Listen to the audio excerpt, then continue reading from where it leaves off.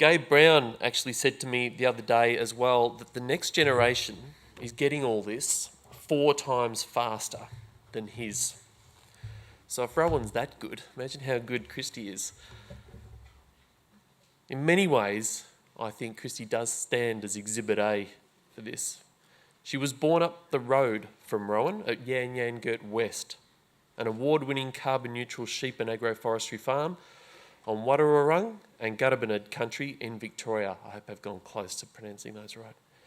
Kristy works in education as a land care project officer, agricultural systems consultant, and as part of the team co-managing a family farm. Kristy runs educational tours there on agriculture, agroforestry, and profound landscape connection. Most recently, she facilitated for Nicole Masters in her agroecology farmer workshop in New South Wales. I know some of you were there. Increasingly, Kristy is becoming fascinated with systems thinking, the human psyche, and how mindset can bring about cultural change. She's constantly inspired and humbled by the people she meets and the stunning natural landscapes and innovative farms she's been privileged to explore throughout her travels. And we just happen to have been sharing in some of this together in the Kimberley, as it happens. In fact, we seem to be constantly turning up in the same place around the country. Saw her again in Carnarvon on the way down by accident, so which might make one of us, or both, a stalker. But I like to think it's more great minds think alike. Please give Kristy Stewart a warm welcome. Thank you for having me. So I'm Kristy. I've been asked to come and share my story today, but my story is actually a story of many people. It's a story about my family, it's a story about my community, and it's a story about the landscape that I've grown up in. And I'd like to preface this with that we all have a story to tell, and there's so much wisdom in this room today. I'm not a guru, and more I would call myself a generalist. I'm really interested in relationships, connections, and mutual learning.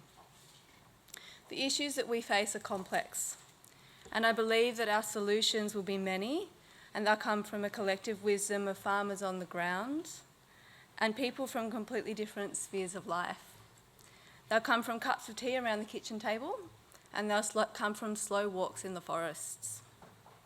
So I was born and raised at Yan Yan Gert West Farm, nestled in the foothills of the Otway Ranges in southwestern Victoria. This is Wadawurrung and Guttabinad country, land that was never ceded, and that our family feels privileged and responsible to care for. There we go. So our family is the 5th generation farming this land. My sister Hannah and her partner are helping my parents co-manage the property at the moment while I get to go and do these sorts of things. My sister Michelle and her partner Nick live on the farm with their 3 children, and they're really passionate about off-grid, sustainable living and community. I actually find it quite hard to try and condense my family into a slide, but I will say that my family have had a really tremendous impact on me, particularly my parents Andrew and Jill. Their leadership in being committed to the landscape and committed to the way that they farm and committed to our community has really inspired me. So my parents have always had a really strong focus on how they can bring together production values as well as environmental values in our farming system. We run breeding, about 1,300 breeding ewes on the property. It's a great photo. My sister Hannah's a photographer and she just loves taking photos of the property. We turn off between 1,600 and 1,800 lambs per year, and mostly through Hannah, she's really interested in sheep breeding, so we've started doing self-replacements on the property over the last 4 years. But what's really interesting about our property is that even though it's been taken from 3% woody vegetation to 18% woody vegetation, we haven't had a loss in the production on the property, in the amount of animals that we're turning off. And that's because of the way it's been designed. So we're really interested in asking these questions. What does a resilient landscape look like in the face of climate change, and what's our role in that as farmers? Really looking at our farm as something that is our farms don't end, our landscape doesn't end at the farm gate, and we really need to be taking a broader lens at how we look at and manage our landscapes, and how we're engaging with the community of farmers and landholders that are on either side of us. So this is the photo that Rowan had. This is actually our property, but you can see how we're getting this connectivity moving throughout that landscape. And it's not only environmental values, but everything, all the tree plantings in there have got production values as well. So we're really marrying these two things together. And I think it's a really important point. We talk about being learning from traditional wisdom, but a lot of traditional wisdom is around reciprocity with landscape and being engaged with it. We don't silo off, this is where we do production and this is where we have our ecological care of landscape. So I'm really interested in how do we bring more of this integration into our farming practices and land management. But the land didn't always look like this. Pre-colonisation, it was managed by Indigenous peoples, by the Wadawurrung and the Gudubanud people on our property. There were swamplands, there were sedges, there was woolly tea trees, there was mosses, there was native grasses. The water moved really, really slowly through the system. It looked very different to what it looks like today. And then came colonisation, and we had a really drastic change in the landscape and the culture of the land. We lost that Indigenous land management. There was a huge amount of clearing. The swamplands were drained, which is now up the back of our property, a 30-metre deep creek and 40 metres wide, and that's a man-made creek, human-made creek. And there was a real breakdown in the natural ecology. And I just want to say, I've just come down from the Kimberley, and I was lucky enough to be invited to sit on country with the First Nations people up there. And it was their first time back for some of the people since colonisation. And it was such a, I don't even have words to explain what it was like to be there, because we went to some of the massacre sites of their family. And we have so much work to do in this country around the way we're understanding what First Nations people have been through. And, we talk about wanting to engage and learn from them, and that's so important, but we also need to be really looking at how we can support them and be in partnership moving forward. It's just such a huge topic. So this is sort of degradation that my parents had to deal with when they took on the management of the farm. There was a lot of water quality issues and erosion. There was a huge amount of exposure. There was a lack of land class subdivision, and there were salting issues. And I think it's really interesting to think about, well, what was the change in our family? Why did we decide that we wanted to do things a bit differently? And my grandfather really loved birds. So him and his mate Lester Bush, and my grandmother as well, they started planting native trees on the property when everyone was still pulling trees out, or maybe putting in some cypress plantations. So that was sort of one of the first sort of changes in thinking in our family. And then Dad and Mum met Rowan. And so that brought in this whole idea around agroforestry, which has just had such a huge impact on our family.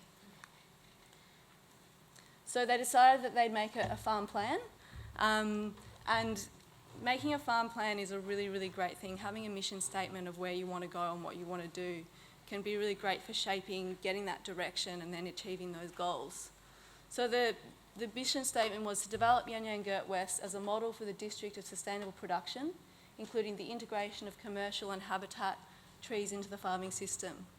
It was to work as a family unit and continue farm development to simplify management, and it was to develop educational programs and farm tours. And I'm happy to say that's all been achieved now, and we're sort of looking at, well, what's the next story going to be for our generation? So they looked at all the different soil types on the property, divided them into the land classes, and then used tree plantations incorporating agroforestry to create a web of trees across the property, delineating those different land classes so that we can manage them better with our stock. These are some before and afters. This is the Yan Yan Creek, not in the really deep section, but you can still see quite a lot of erosion through that system. They took a single horse and furrow plough and drained the catchment at the break of slope, and this has been the result. So this is 1994, and you can see the photographic point there with this, with the fence post.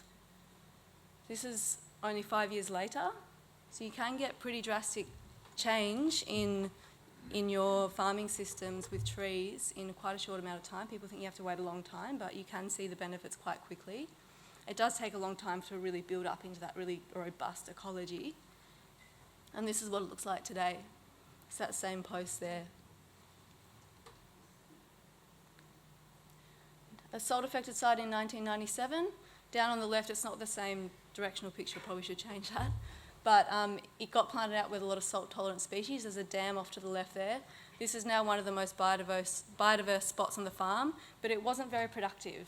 You know, it was salted, we couldn't grow that much very good pastures there, so it hasn't really taken much out of our system, but it's provided this really great little biodiverse spot on the property that's connected up with our plantation, so we've got avenues for the animals to get through into there. It's also a really great little spot for off-shear sheep. So if we get a cold snap after shearing, we know that we can pop them in there. There's 24 to 48 hours of feed, and there's a water source. And you know, the animal health issues in our industry can get pretty severe, and I really think that having this sort of stuff is just so amazing for our animal health, not only because that's what we should be doing anyway, but also for marketing advantages. This was some remnant vegetation that was really, really exposed and dying out. So fenced off that whole area, direct seeded it, and now it's a really great spot. It's where I like to take our students to do sit spots and start the engagement process with the farm when we're doing tours. This is my grandma in a turnip crop, and we put some belts of blue gums in there. They got sold as pulpwood to Japan for paper, and we're now managing the coppice regrowth of those. So agroforestry has really brought a lot for us as a family. It's diversified our income, it's built the ecology on the property, and it's provided opportunity for the next generation. Our friends love to come and hang out and help us out with forestry. I love teaching women how to use chainsaws. It's really empowering for them. My cousins and everything come down from Melbourne. It's my cousin Catherine. She came and lived for a year, and you just sort of seen the look on her face when she could then drive a four-wheel drive and use a chainsaw, and it was really awesome. So some of the things we are producing: spotted gums, we've got some yellow stringy barks on the left. And these are the sort of products that we're getting out of the system. We've got firewood, we're getting a little bit of seed production. We've sold some of our thinnings that have been turned into shiitake growing logs. And we've got beehives on the property, so we've got an apiarist that's doing that for us. And then obviously we're getting really high quality timber production. This is a really beautiful one, bringing that same philosophy of what the OEN has bought. This is a dam that was totally degraded, and there was just nothing there. There was no fencing. It would have been a methane producer. We talk about blue carbon, hasn't been talked about in this conference, but it's a really important topic that should be getting spoken about. So what we did is, instead of just putting the fence in a small area around the dam, we took it wider than we normally would. We have a policy of fencing out and revegetating all our dams on the property. We're not there yet. Everything takes time on the journey. But with this one, we put in 28 different species of Banksias, and we also put in a food forest. So there's lemon trees, there's fig trees, there's mulberries. That we've got some beautiful native bush foods just for the family's use. But that's now a really successful flower business. My mum runs that. It's actually the most lucrative business on the farm on a per acre basis. So we can now say that the property's got a 23-kilometre interface of trees to pasture. It's providing a really significant reduction in wind speed. It's providing shade and shelter for our stock. It's providing nutrient cycling in the system, and it's providing great habitat to support the sorts of things like integrated pest management that we want to be having on our properties. We've got 120 different species of trees and shrubs on the property. We've got over 128 species of birds. And Botarang woman Corinna Eccles said to me, you know, when we come to country, the way we see if country's healthy is we look for the birds. And she said, your country's got lots of birds on it. We're really happy with what you guys are doing there. And that was really beautiful to hear. My uncle loves to take photos of the birds on our properties. These are all photos from the farm. Oh, something's happened with that slide there. But This one on the far right is showing the species, bird species on the on our wildlife dam. So that's double of that of a cleared farm, which is on the far left. And you know, our farm dams are such an amazing and important ecological nodes on our properties. 11% of Australia's freshwater systems are farm dams around Australia, and most of them are methane emitters, and they're not the healthier ecological systems that they could be. And I really think that we should be having some people do research into aquaculture systems on farms. Because wouldn't it be amazing if we had a young person that got to manage all the farm dams at a regional level so they could get economy of scale and be selling fish, freshwater mussels, what about yabbies, maybe eels. My cousin and I, who's a marine biologist, actually tried to get some funding to do some research around that stuff, which we were unsuccessful at doing because they said we should have applied to the agricultural department, not the marine department. But anyway, we might come into that some other time. But if there's anyone in the crowd that's interested in that, I'd encourage people to, we need more people looking in this sort of space. So we're actually carbon neutral on the property, which we're really proud about. But the thing that's really interesting is that this is all just based off our trees. We're not looking at the carbon in our soils. So we're revegetated to 18% and we're carbon neutral. We're actually a little bit we say carbon positive, but sequestering more carbon. I don't like saying carbon negative. I think it should be carbon positive. Anyway. But the thing that's interesting about this is that 10% of the trees that are in our property are actually for agroforestry. And if we didn't have the agroforestry trees in here, we would have to have 40 to 45% of our property down to biological tree plantings to reach carbon neutrality. Because the agroforestry trees, we're managing them to grow really quickly and the species sequester carbon more quickly that we're using. But a lot of what we've achieved wouldn't have happened without the community relationships that we have. So the OAN has been a massive player, and being involved with all the different people in our community has been massive influences on what we do. We got to be involved in the Yan Yan Gert Creek Catchment Project, which the OAM was a major part of. And that's our farm that's right in the centre of the catchment, so we're really aware of the water coming in and out of our property.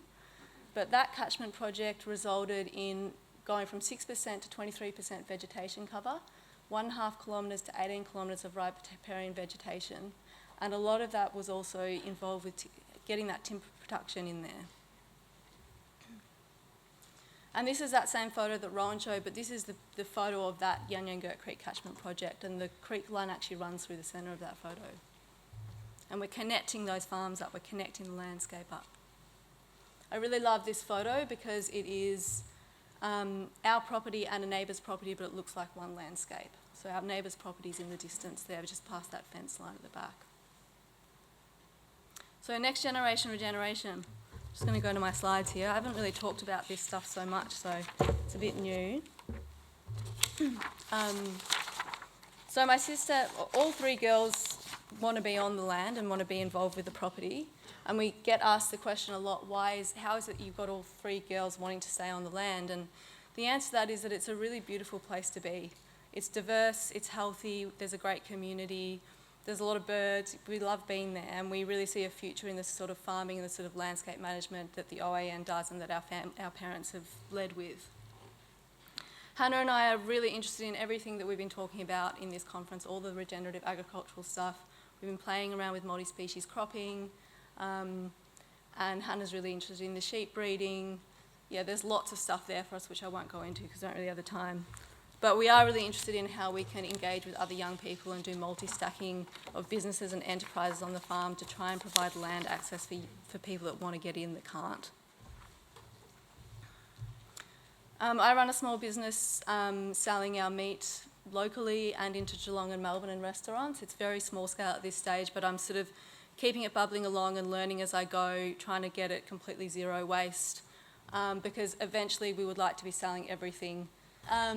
Eventually we'd like to be selling everything direct, and we'd like to be selling it as locally as possible. I'd prefer not to be going beyond Melbourne just for footprint with the food mileage, and for the whole thing to be zero waste. But the other thing is that I get to really sell our story. So I'm selling the story of agroforestry, of carbon neutrality, and of caring for landscape, and also about community.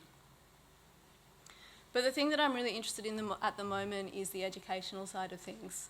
We've been running tours for about 30 years on the property, and what I started doing in the last year with the students is trying to find ways of getting them connected to the landscape. So when they come to the farm, I take them up to the back of the property in some of our re-veg sites, and we go through, collect sticks and bark and those sorts of things, and I get them to light a fire, and they have to work out how to do that without newspaper. And then what we do is we go and do a sit spot, so we go and spend 15 minutes away from any other students, and we have to engage our senses. So we have to engage our sense of smell, our sense of sight, our sense of hearing, and just what we can feel in the landscape around us.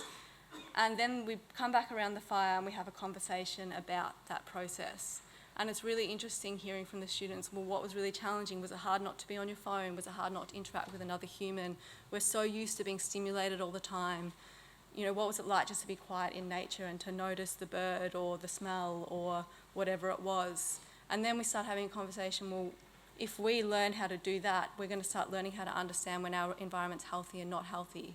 And then we have a conversation about, well, where does your clothing come from? And how is it grown?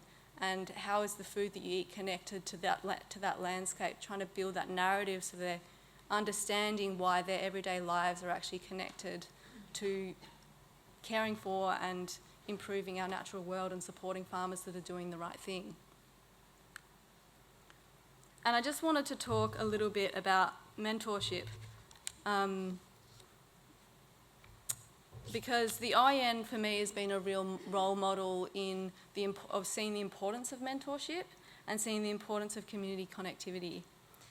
And I then think about my own personal life, and for me, mentors have played a really massive role in my life, mentors outside of my family. And I'd really encourage the people here today to become a mentor, become a mentee, because the relationships can be so rich and rewarding. And this is one of my greatest mentors and one of my best friends, Luke Morgan.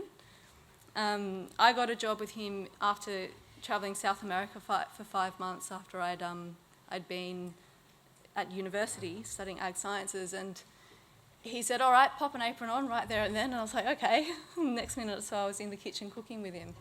But going into Luke's kitchen was like a masterclass in ecological thinking. It wasn't actually about cooking. And I learnt so much about generosity. I learnt so much about engaging with community. And he used to say, you kids talk about ecology, yet you're so unecological in your own lives. And that's been a point of reflection for me a lot over the years. And it was at Luke's kitchen actually that, because he was a real believer in community, and that restaurant was actually a place for gathering and a place for people to meet and for relationships to grow.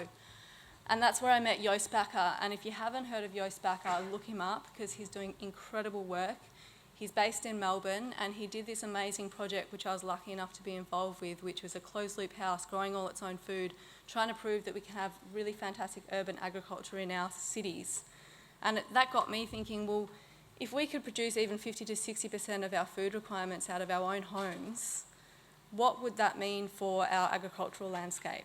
And I don't know what that means, but it's an interesting question. And just thinking about moving our industry beyond talking within ourselves, and what sort of relationships and mentors do we need as an industry that are outside of our own little box.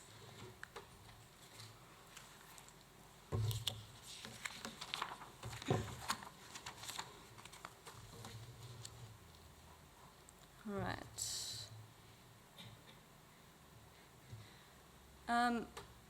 Another thing about Joost is that he really bridges worlds, and that's something that I really admire about him.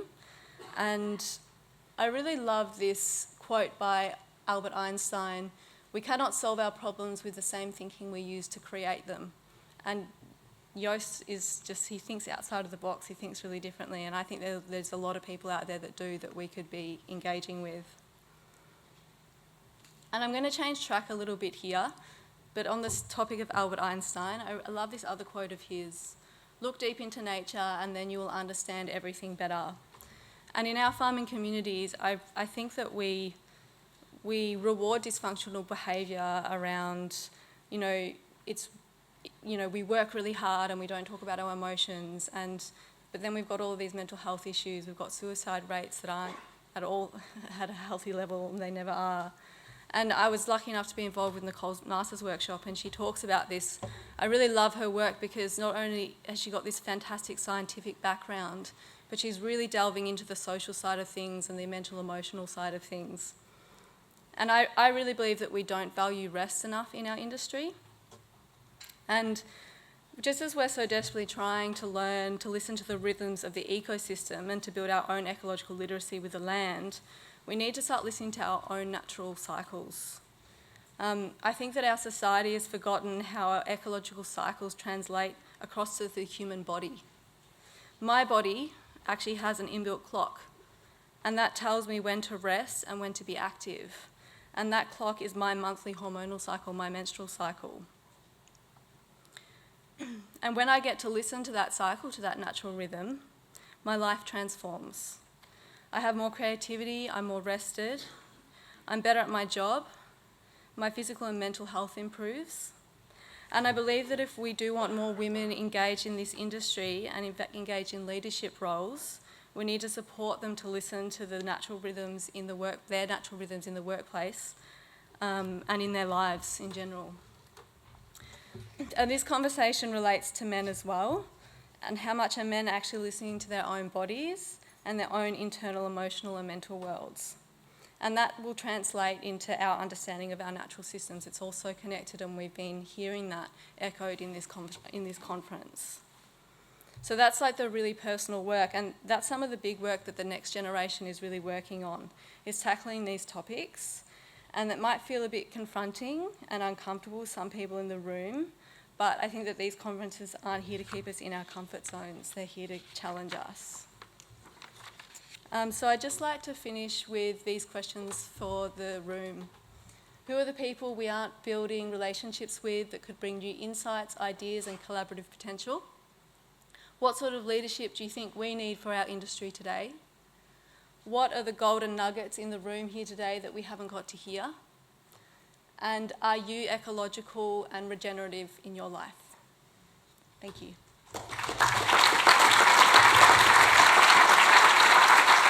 Thanks so much, Kristy. Amazing to hear from you, and such good questions to leave us with. I was really, your emphasis on the marine environment brought to mind Rod yesterday when he was showing us some of those pictures, hey, and he was suggesting those crew really need to get into this conversation, and more of them are realising that. And that to hear it from you, Kristy, from this angle, and the potential across freshwater systems too, including with enterprise. It's really poignant remark and connecting a few dots across these times too. And the fact, speaking of connections, that you connect farms, it's just so amazing seeing how you guys have worked a region and a community in that way, and with a peer support model that isn't a high cost barrier to entry type thing. And then I think about what I started yesterday with as well, and Heidi talked a bit about the Indigenous estate being such a large part of this continent. So imagine if we heeded your call, Kristy, to connect and support more there, and the richness that, you're another case of experiencing, the richness out of that.